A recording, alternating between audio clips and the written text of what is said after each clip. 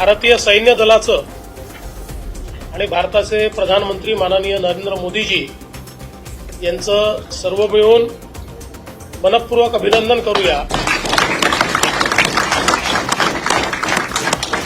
अतिशय प्रिसिशन पद्धतीनं air strike करून दहशतवाद्यांचे 9 अड्डे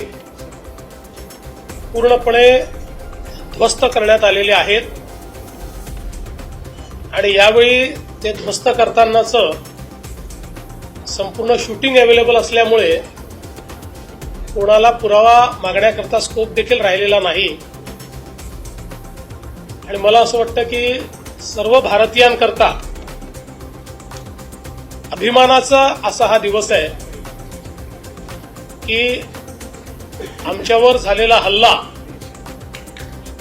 हा भारत सहन करणार नाही,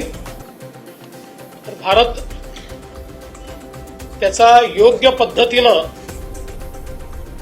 बदला घेईल तो आपण आज घेतलेला आहे। आणि विशेषतः ऑपरेशन सिंदूर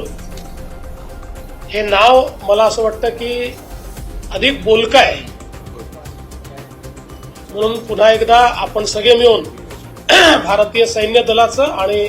भारताच्या प्रधानमंत्र्यांचं या ठिकाणी अभिनंदन करू।